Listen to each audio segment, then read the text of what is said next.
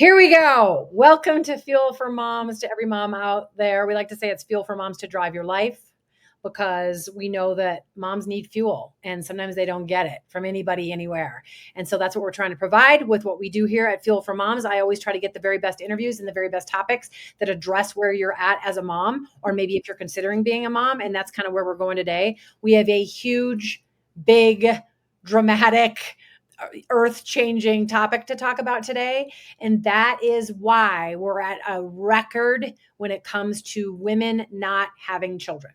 Fewer children than ever before are being born to American women, and that to me is just remarkable in good and bad ways. Well, mostly bad ways in my estimation, but it's all understandable. No judgment.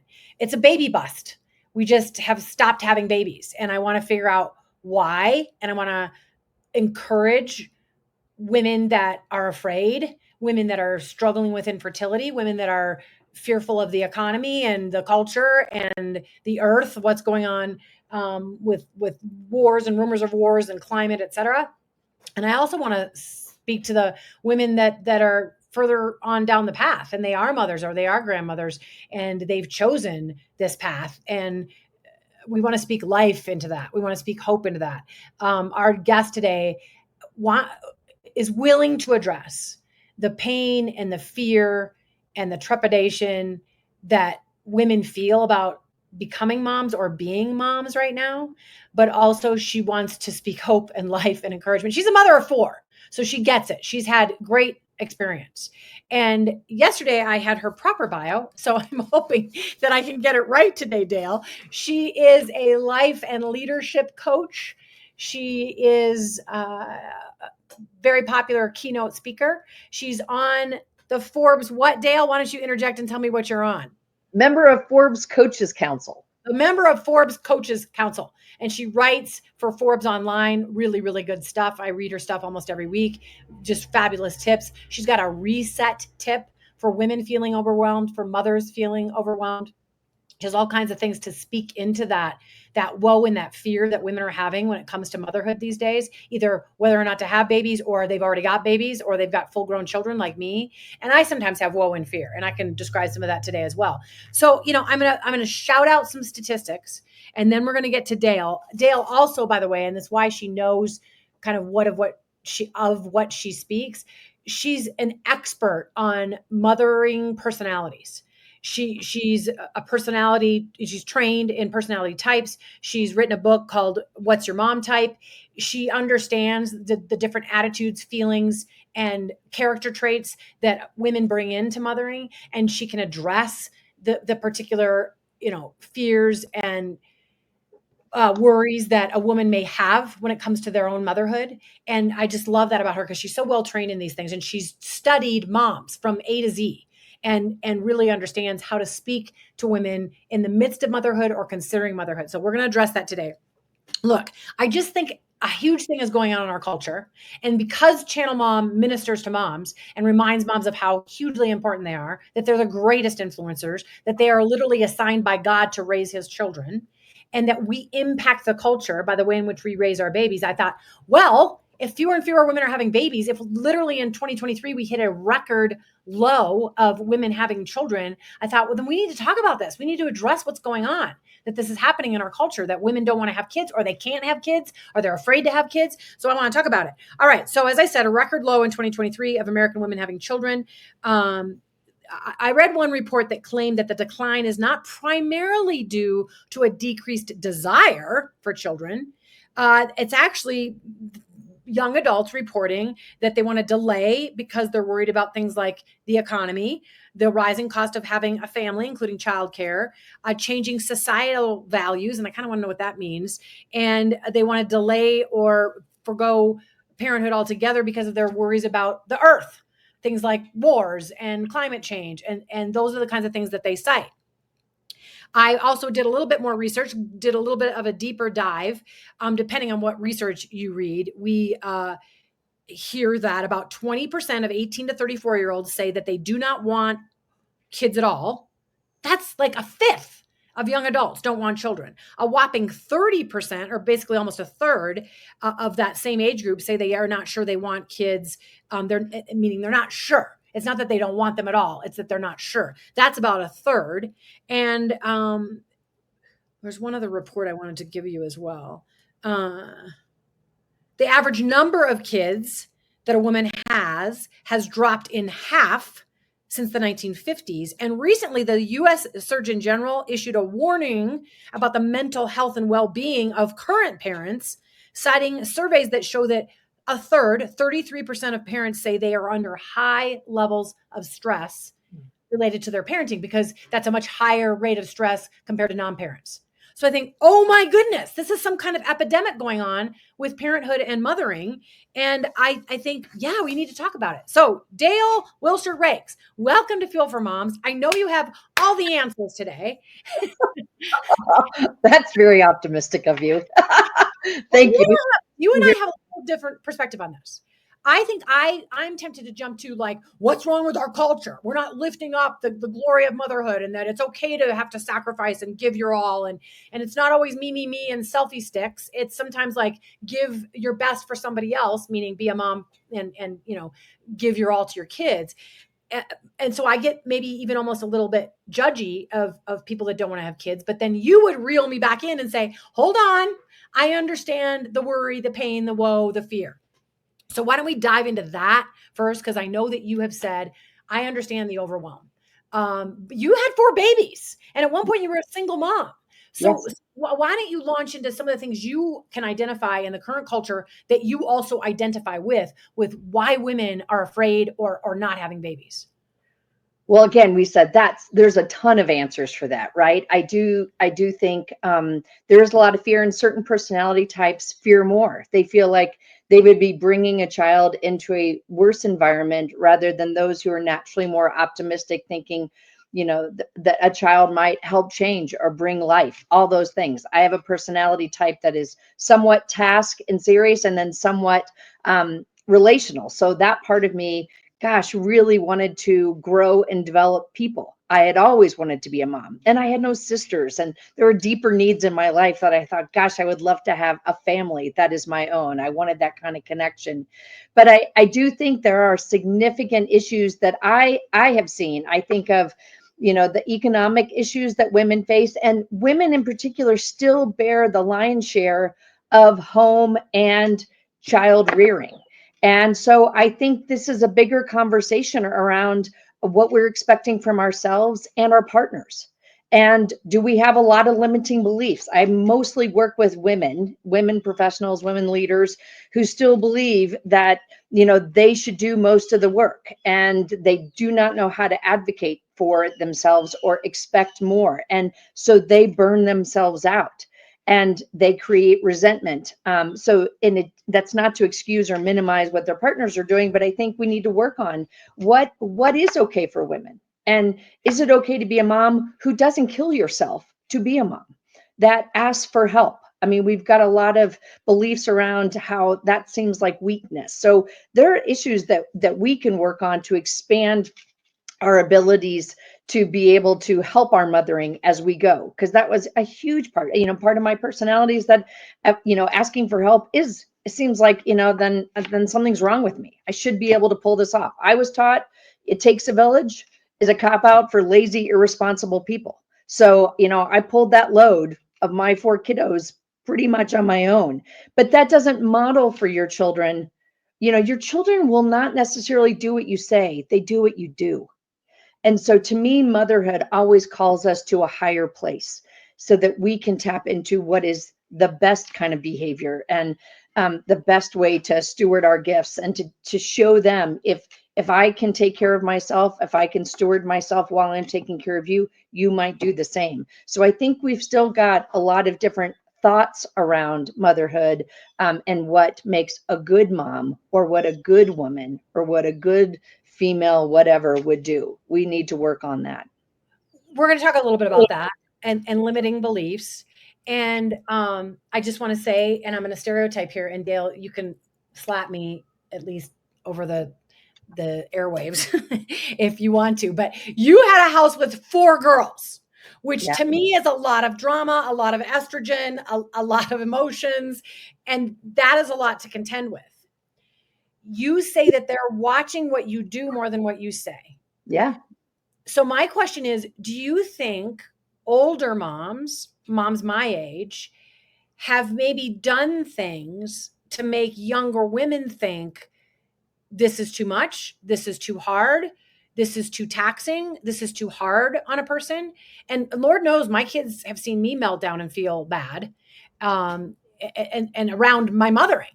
And so I'm wondering if we have not necessarily sewed into younger women's lives positive images of mothering. I think we do too much, and those are the messages that we have sown into their lives. My codependency was something I immediately wanted to address because I never wanted my children, my daughters, to be codependent. I did not want them to overfunction and feel like they were bad if they did not burn themselves out and not expect as much. I honestly came from a family where the expectations for men were a lot less. You know, boys will be boys, but then the women carried a massive load, an emotional load, a mental load, all kinds of things. And there was kind of this different bar. So those are the things that, I mean, I'm so proud. My first daughter is getting married next week, and to see the partner that she has chosen, and really all of my children, you know, the partners that they have chosen, that they truly are partners. I want children to have active fathers and active mothers, not overactive mothers. And I think our generation still has a lot of warped beliefs about what makes a woman a good woman. I do this, I hear about it in boundary boot camp all the time. I do an exercise, a woman who says no is, and then you just fill that in really quick. And most of us are like, well, she is a B, or she is a jerk, or she is selfish. Really, a woman who says no to things that are not healthy is that, but those are some of our biases. So I believe we have not done a great job to help women have really healthy boundaries and love well.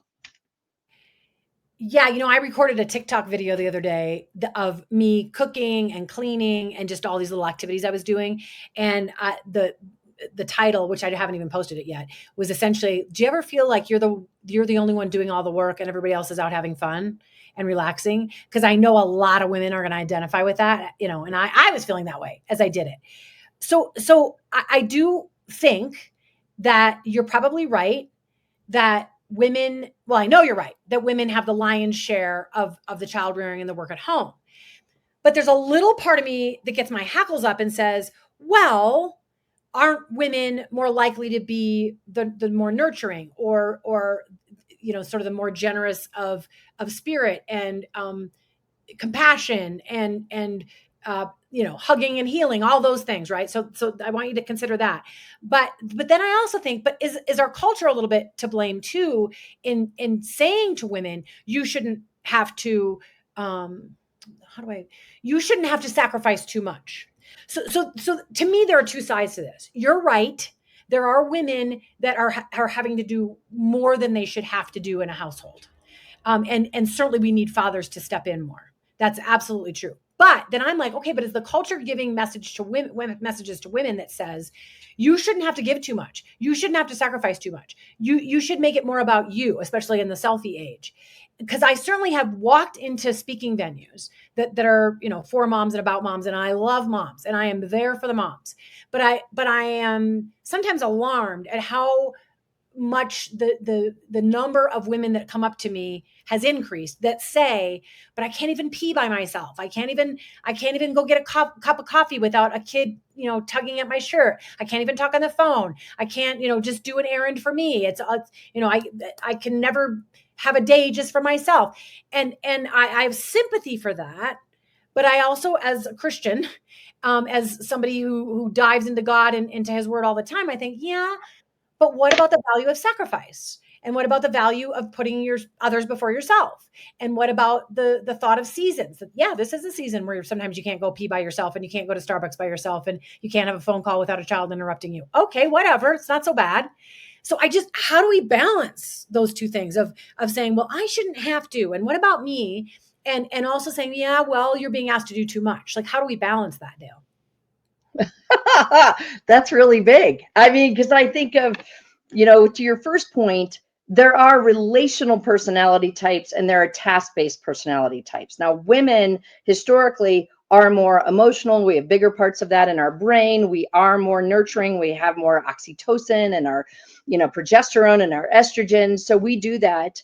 But children, again, this is about, I always liked it with a couple that I knew when kids were young, because I did not experience this. She stayed at home. He had, he brought in the finances, so that was they said, we each have a day job.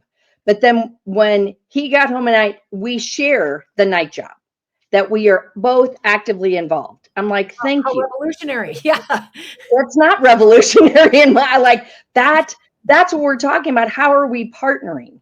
Because that kind of goes to I don't believe, and sadly that was a lot of my story, is that I did all the work from sun up until sun and really sun up the next day. I was getting up. I did it all. There was really no shared system. So when I hear what you're saying, and I've seen this in the culture, and I've seen it with some of my daughters, that there is some of this, kind of like, I deserve to have a break.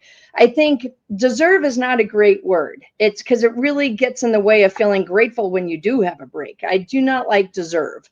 I agree with that. I totally agree with that. Yeah, but what I also hear that people are like moms, like I complained about all that same stuff. Like, oh my gosh, one moment to go to the bathroom, one moment, please, all that stuff.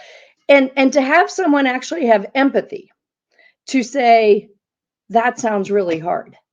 That sounds exhausting. I think moms don't get recognized for the exhaustion that they're under. And so you see it all the time. Like, you'd see it in the grocery store. Some child is screaming and the mom is dealing with another child. And all that child wants is for someone just to look at them and answer them. Everybody just wants to be seen and recognized. And I do wonder, there's always, things go from one continuum to another, but I still go back to, what do people need and are they getting their needs met? And right now, knowing that childcare is way expensive, so your career needs to exceed what childcare is, or know that there's going to be a big financial burden. And what are you doing to still have things for you that develop you? As a single mom, this was not like fun and games. Like, I needed to raise my children on my own. I needed to get them transportation. I needed to get them college. I am now paying for weddings. Like, this is not just like little, oh, we're going to just get you a new pair of really nice jeans. Like, there are serious considerations. And so how do we balance all of this? But it's, to me, in the world of Christian values and what God offers, is an abundance principle. And even in a world that lives by scarcity, and it is frightening, we do need to kind of plan for things. 4 kids, that's a lot. That I have sacrificed. I could be living in a palace right now, right? But that's not what I wanted. So to be able to think about how we can give to them and how we can honor us, I think, I just ride in a different place. Well, and I wanted to talk about it because I think I want moms that run the gamut to be fed by what we're talking about today. And there are some moms that side with, you sacrifice, girl, because motherhood is the most important job you can have, and other women that side, but I have to do way too much, and so I'm overwhelmed and exhausted, so I'm not even a good mom when I'm like that. So there are definitely two sides, and I think you land a little bit more on one side and I on the other. However, I want to interject. You talk about single motherhood, and we have a ton of single moms who listen to us, and that is where I completely side with the idea that women who are in that single mom position are asked, there so much is asked of them, so much more than the average person, and they wear all the hats, and that is overwhelming, and they do need a break, and they do need someone to step in and help, and often they don't have anybody to step in and help, so they can't even enjoy motherhood. They can't even say, oh, isn't it neat, I'm sewing into the next generation's lives. They can't even stop to think that. But I just want to reiterate this one thing, and then I want to talk a little bit more about what's happening in our culture, that women are putting off motherhood. They're having fewer babies. They don't see motherhood as a desirable vocation necessarily. I do want to talk about that. But I do agree that there needs to be that happy medium, that women need that backup support. And I'm not sure our culture is, I don't know, helping in either instance, right? And so let me just dive into this part of it. I am concerned that the cultural message to women is there are so many cooler, better, more lucrative, impressive things you can do with your life than be a mom. And so I get concerned sometimes. Women are like, but I'm scared about the economic impact, and it's really expensive to raise a child, which the statistics and the research shows that it is, that childcare is expensive, that so many young people can't even buy houses right now. So like, how am I Right. going to have a family if I can't buy a house? So that's a legit concern. So all of those things are bubbling to the top because nobody is letting the beauty and the vocation and the influence, the ultimate world changing influence of motherhood bubble to the top. And saying to them, man, this is more desirable than having, $1 million a year salary. This is more desirable than having the biggest house on the block. This is more desirable than wearing a size 2 dress, because we have so many other things that are coming at a woman. And she's saying, well, but money's super important.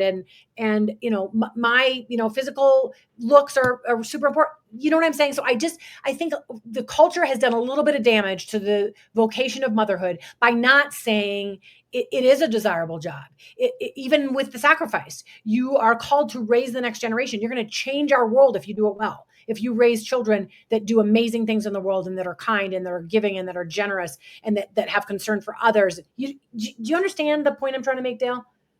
Well, I just think we come in on a different part of it, because to me, I don't see this as a selfish thing, like to want to have a career where you are stewarding your gifts in the public sector while also stewarding a family in the private. I'm doing it. I have That, a career. Yeah. I don't have the biggest house on my block. I don't have the size, like I am still, and I had some necessity in there, but I also felt like a single mom while I was married. So I had all the exhaustion. I mean, there's a lot of women who are not getting a lot of help. Do you think And a lot of married women feel like single moms sometimes? yes, yes. There's just a lot of giving hearts. And that doesn't mean you're doing it so you can be, you know, I don't know, like on some kind of show where you're one of the housewives of something. But to be able to, do things like provide a vacation once in a while, to be able to afford a house, like it doesn't have to be, to me, a selfish thing. But there are some significant economic issues that are just compounding, the ability to afford a house now versus, you know, 20 years ago. All that is, I think it's thoughtful. And certain personality types, like the C personality type, they're careful and they're cautious. They're deep thinkers. They value justice. They're thinking about this. Like, how is this going to work? How can I afford a child? And how can I afford to take this time off when my mortgage is, $2,500 or something? Like, where, and that's just one thing. And how do I keep my kids in activity? I mean, I remember when I started with my kids, I'm like, everybody will get one sport, they will get one art, like a music thing, and one youth group kind of thing.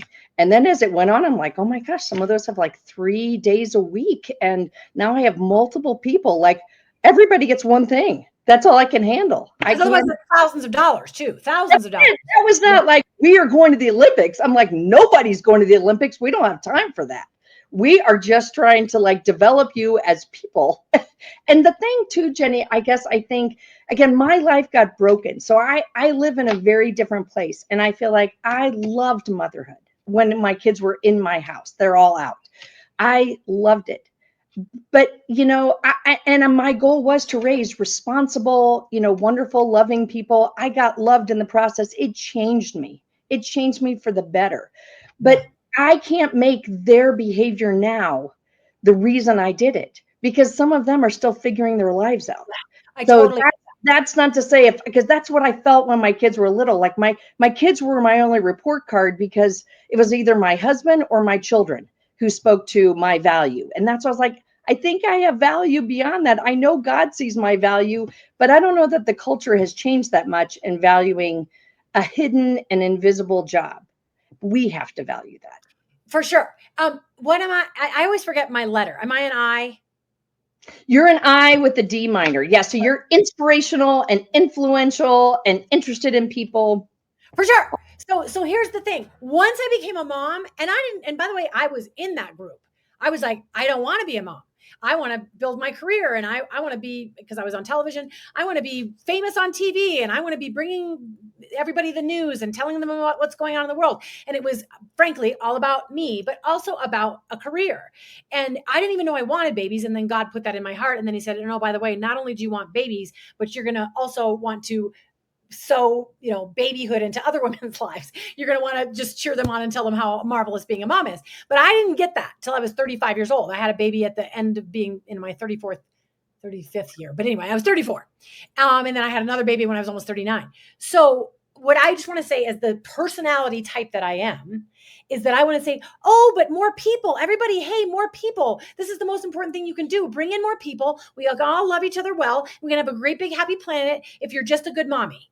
And so that's just kind of what I want to scream from the mountaintops. It's like, being a mom is so important, and we make more people, and it's what God wants. And just love your babies well, and everything's going to turn out. And I think what you're saying is, Jenny, there are people with all kinds of questions and concerns that are legitimate. And especially in the modern era, there, what's going to happen to my children and how's it going to turn out? I have one admission to make in the middle of all this, and then I want to wrap up with some tips. But my admission is that as I am now watching adult children and having conflicts and disagreements and different principles and different ways of living, et cetera. And I sit in my prayer chair and cry. And I think, what have I done wrong? And it's not that they're out there committing murders, but we have differences of opinion, and I have conflict. And I think, why are they not, doing as I wanted them to do, and whatever. Right. And then I think, oh, this isn't so happy and great. And I just sacrificed and everything turned out. I think being a mom of adult children is the hardest thing I've ever done in my life. The terrible twos was nothing compared to terrible 20s. And so and by the way, I don't want my kids are lovely in a lot of ways, but there's conflict sometimes. And so then I think, wow, man, I really have compassion for moms struggling today with a 2-year-old or a teenager, because I'm dealing with 20s and I'm really upset with myself. Like, Jenny, why'd you think that just a sweet little, mommy was going to make everything okay? And being so dedicated to motherhood was going to make it all turn out beautifully. Because that's what I preach to moms all the time. Like, you're so important and you can make the world a better place, and just dedicate yourself to it. Your kid's going to turn out fabulous and change the world and be president and make everything better. Right. And that's not necessarily the way it goes. Doesn't mean God's not going to work it out. It doesn't mean that God isn't faithful. None of that. I still believe he gave me my precious, beautiful children for a reason, but there's tribulation. And so I just want to confess that. So let's speak now for the last 5 or 10 minutes into the mother or the woman or the grandma or the mother who has a daughter. Speak into, okay, so how do we address this? How do we reset? You've got a reset technique. How do we get out of the negative patterns of thinking? How do we get over limiting beliefs, over things that maybe are blocking our feelings about motherhood? Or you can even throw in, Dale, how do we stand up for ourselves if indeed we do need more help? And we do need to ask for outside people to come in, or we do need to say no. Like, that's a lot to ask you. But why don't you go through a couple of your tips, including the reset and including getting over the overwhelm? Those are two really important. Yeah, we're going to cover. Yeah. Yes, we are. You're going to save the world in 10 minutes. So why don't you go through some, because you're so good at this. That's the reason you're a coach. So why don't you coach into the lives of women that don't know if they want to have babies or already have them and feel overwhelmed? Well, the overwhelm is real. And I do believe since 2007, when the iPhone came out, there's so much data about how our culture has sped up dramatically, and it just spins. And so it takes a lot to manage your mind. I mean, we are, asked to think about certain things. And that's really what this is, because negativity, our brains are actually created with 2/3 of our neurons bent for negativity. It's what will keep you alive, but it will not keep you happy or joyful or enjoying what you do. And also thinking about the future in a hopeful way, which is part of this. So one of the techniques that we can use to increase more positivity And because we have to take control of our mindset, it does not just happen. We have to rewire our brains. So in that way, one of them, my favorite is the 3 gifts technique. And to be able to reset when you are facing a challenge, if you are able to, and trust me, this is not easy. It's simple, but it's not easy, because sometimes we are justifiably angry, like we're sick of something, or we're tired and we need a nap or a moment in the bathroom. So I get this. There is self-management. There's a lot of humility and courage in this. But to be able to say, what are 3 gifts in this situation? So my example is, I'm going through the grocery store. I've had a horrible day. I'm mad as a hornet. I grab a cart. It has a total alignment problem. I am even more furious, about to lose my mind right there by the deli, and no one's going to know why. They're just going to, put me in the cart and take me away. I call it the gritted teeth moment, where you're just like, and you just want to, yeah, I get it. Overwhelmed. Everything was happening. This is where I get to help my overwhelm. There are things I can do. And so I start asking, what is a gift in this challenge? And at first, again, not easy. It took me a little bit to get through it, but I was like, you know what? I got to get out of here quickly. I don't have time to dilly dally. And with a stupid cart like this, I am not going down any extra aisles. Like, I am going to get out of here fast. I love some productivity. I'm like, okay, what else? I was like, okay, next time I come in here, I'm going to feel extreme gratitude for a normal cart, or a cart that is well aligned. How awesome is that? I have that to look forward to. Then I start going, you know what? I think that my arm, my left bicep, is getting a workout trying to keep this cart straight.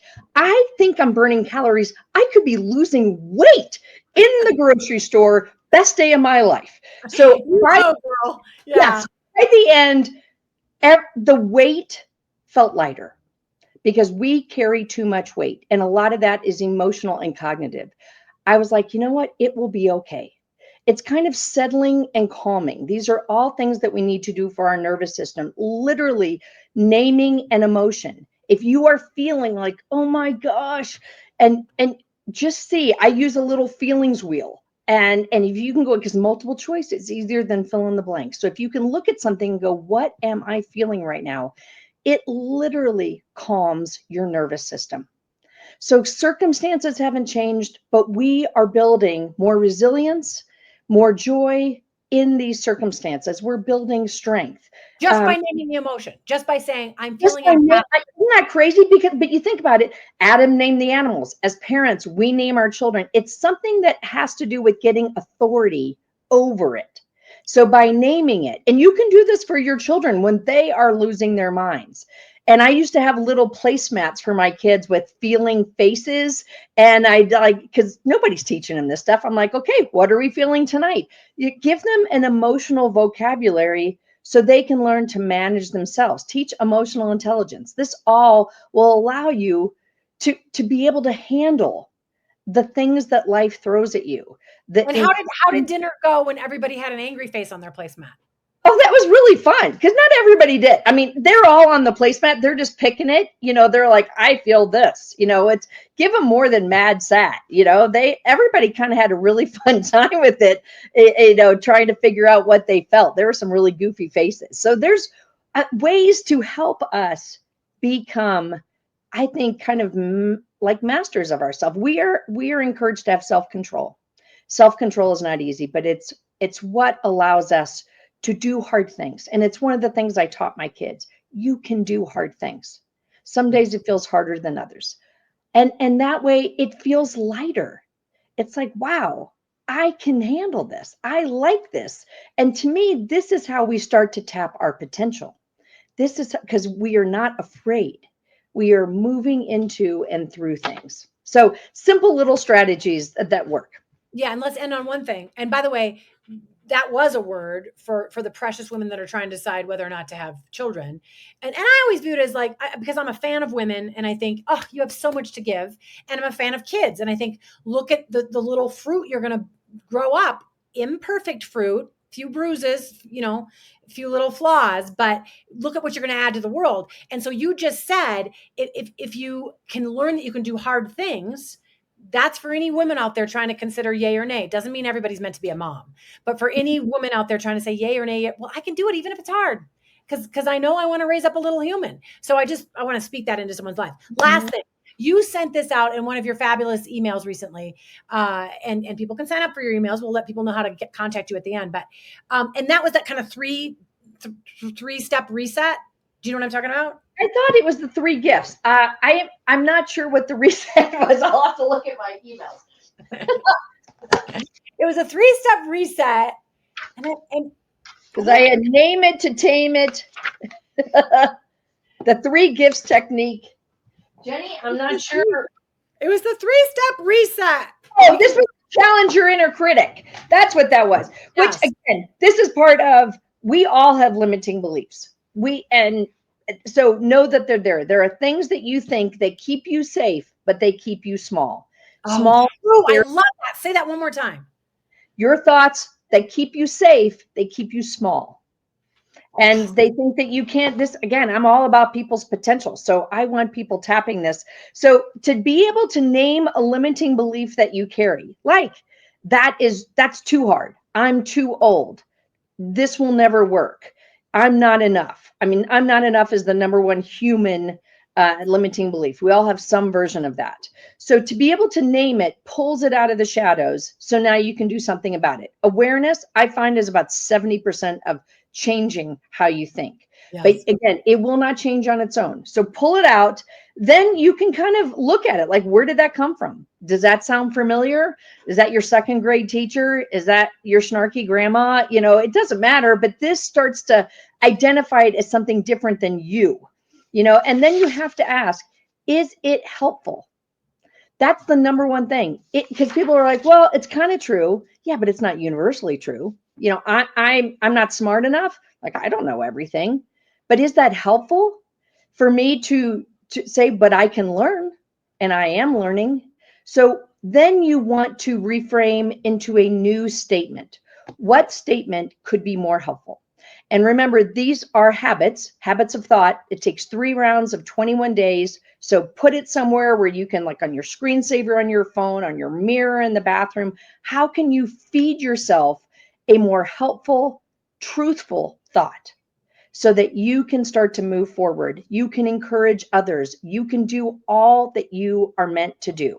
The thing that always stands out to me in the Old Testament is where the Jews were given the promised land, but they would not go. He's like, go take possession of it. I've already given it to you. Like, oh my gosh, what if there are things that are available to us? We just didn't think we deserved it, or we didn't think we had access, or whatever, or we just didn't ask. Like, what a crime. Yeah, they didn't think they were enough. They thought it was too hard. All the things you're saying. So I love this. Number 1, find the limiting belief, like I'm not enough or I'm too old. Number 2, ask, well, is that helpful? Is that, I mean, nobody wants unhelpful stuff in their life. Is that helpful? And then number 3, reframe it into a helpful statement or thought. Praise God. That's directly from heaven above. That's such a good set of tips, Dale. I'm so grateful for that. So how do people find you, Dale, and your fabulous advice? Thanks, Jenny. I can be found at my website, which is yourauthenticpersonality.com. Lots of personality tests on my website, videos, lots of different things. And if you're in the market for a coach or want to talk to someone about what coaching can do, there are buttons that you can book a call with me. But I'd love to be able to talk to you or help out in any way. You're my personal leadership coach, and you do make a huge difference in my life. So I think I endorse you wholeheartedly. So thank you so much, Dale Wilshire Rakes, for being on the show today. We appreciate you. Thank you. All right. God bless you, my friend.